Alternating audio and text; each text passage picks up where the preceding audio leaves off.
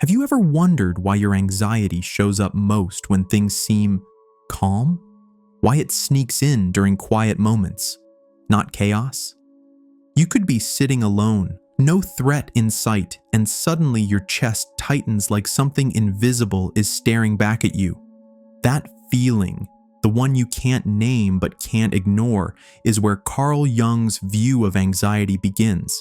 Not as a malfunction, not as weakness, but as a signal, a message, a confrontation with something in you that hasn't been met yet. Jung believed that anxiety wasn't always about the world outside. It was often a symptom of a war inside, a signal that something buried is trying to rise. While modern psychology tends to pathologize it, map it to neurotransmitters or trauma responses, Jung offered something different. He thought anxiety could be a kind of invitation, not one we want, but maybe one we need. And if we trace that thread far enough, through the dark corridors of self we tend to avoid, we might find out that anxiety isn't here to punish us. It's here to wake us up. Let's talk about the psychology of anxiety, not just in clinical terms, but in the way Jung meant it. Deep, personal, uncomfortable, and maybe necessary. Because when you start seeing anxiety not as a flaw, but as a doorway, the fear doesn't exactly disappear, but it starts making a strange kind of sense. Let's start with what Jung actually saw when he looked at anxiety, not in theory, but in people. So what exactly did Jung see when he looked at anxiety?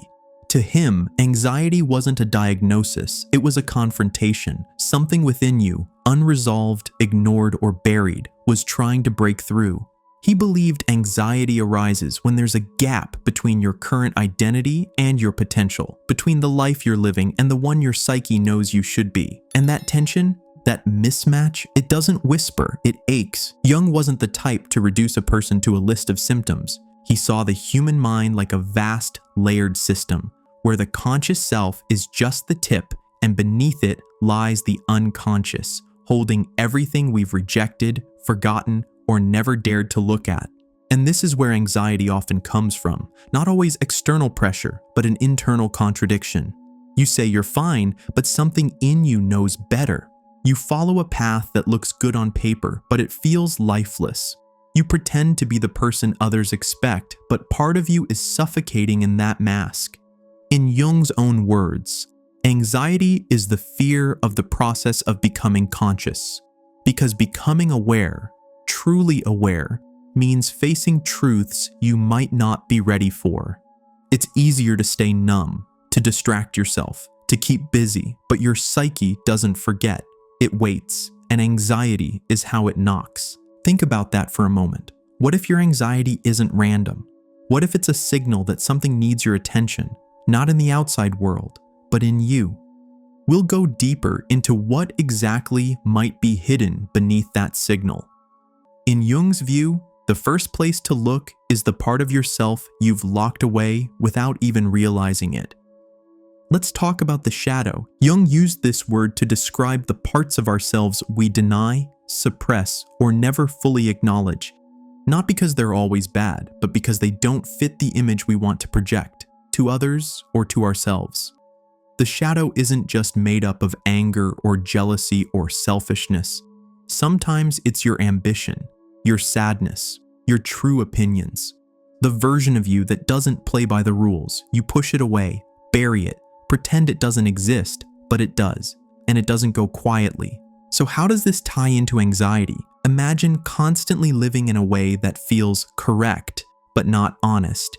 You meet expectations, you say the right things, you keep your discomfort locked in a drawer.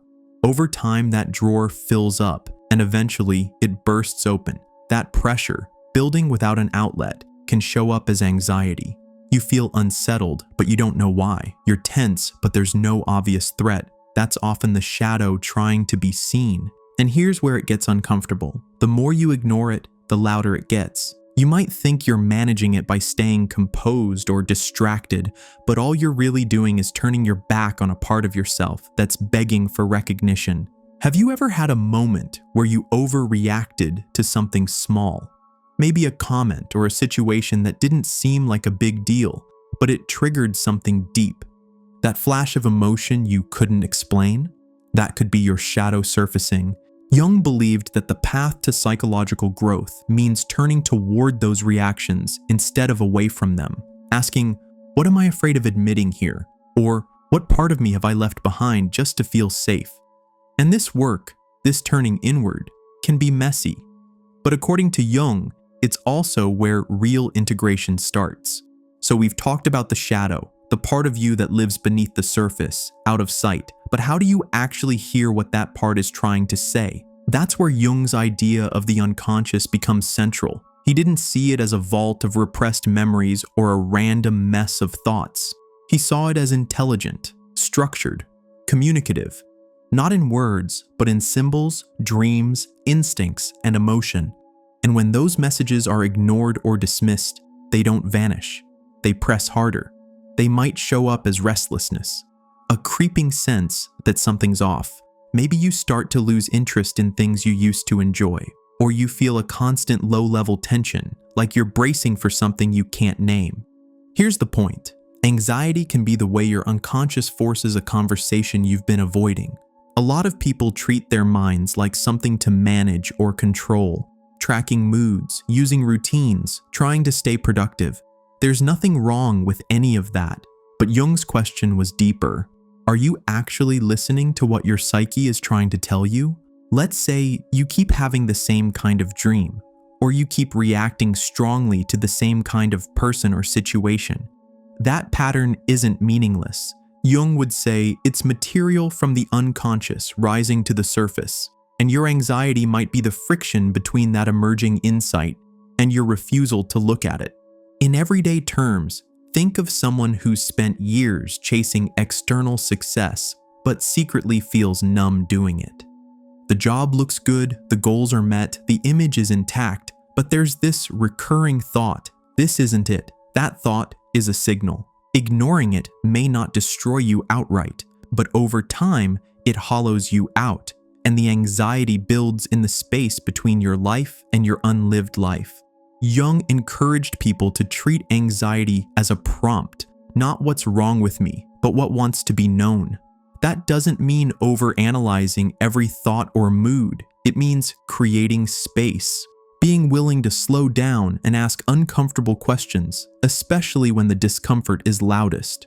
Here's the part of Jung's work that often gets overlooked, but might be the most important. He didn't think anxiety was something to get rid of. He believed it was part of your transformation. The term he used for that process was individuation. At its core, individuation is the journey of becoming whole, of integrating all the parts of yourself you've left behind or never developed. Not just what's admirable or easy to explain, but the hidden parts too. The contradictions, the confusion, the raw emotions. Anxiety often shows up when you're on the edge of growth, but resisting it. When your identity starts to crack, not because it's collapsing, but because something larger is trying to take shape. Think about times in your life when you knew deep down something had to change, but you clung to what felt familiar. Maybe it was a relationship, a belief, a job, or a version of yourself that no longer fit. Letting go didn't feel freeing at first, it felt terrifying. That's the tension Jung was talking about. He said, there is no coming to consciousness without pain, and that pain, the inner friction, isn't pointless. It's a sign that something inside you is waking up. But here's the catch. Individuation doesn't happen all at once, and it's rarely clean. You don't just wake up one day with a clear map of who you are. You get fragments, clues, discomfort. You get moments that shake you, pull you apart, force you to look at what you've been avoiding. That's where anxiety comes in. It acts like a flare, drawing attention to the gap between who you've been and who you could be, not as punishment, but as pressure to evolve. Of course, none of this means anxiety is pleasant. It's not. But maybe it's not meaningless either. So if you're feeling lost or overwhelmed right now, Jung wouldn't tell you to numb it or fix it right away. He'd probably ask, what part of you is trying to emerge that you haven't met yet? Let's get into something a little more grounded. The internal patterns that often sit behind anxiety. These aren't clinical categories or diagnoses. Jung wasn't interested in that kind of labeling. He focused on what actually happens beneath the surface, psychologically, emotionally, even spiritually, when anxiety takes root. Here's what he noticed. A lot of anxiety stems from internal conflict, and that conflict often comes from a mismatch between who you think you should be and who you actually are. Think about someone who always plays the role of the helper, always available, always agreeable. On the surface, they're the strong one, the dependable one. But over time, they might start to feel exhausted or trapped, maybe even angry. That energy has to go somewhere, and if it's not expressed directly, it can start to leak out sideways, through anxiety. Or someone else might be stuck in a cycle of perfectionism. They set standards so high that no human being could reach them. On the outside, it looks like discipline, but internally, it's fear. Fear of being seen as flawed. So every small mistake feels catastrophic. That tension builds and festers, and what shows up? Anxiety. Here's the thing. These patterns often begin early. They get shaped by family, culture, school, survival. You don't always choose them consciously, but over time, they become part of your personality until you start questioning them. And that questioning is where anxiety starts to speak up. Jung believed that most people operate on scripts they didn't write. The moment you begin to notice those scripts and push back against them, your psyche reacts. That resistance feels like anxiety, but it's also a sign that something in you is waking up to the possibility of change. So ask yourself, is my anxiety tied to a role I never agreed to play? Is it tied to a version of myself that I've outgrown but haven't let go of yet?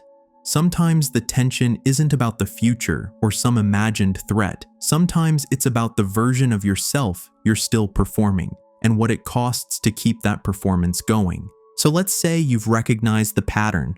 You know your anxiety isn't random. You can feel it's tied to something deeper, something that wants your attention. Now what? This is the part most people try to skip, the staying. Because once the discomfort shows up, the natural instinct is to escape.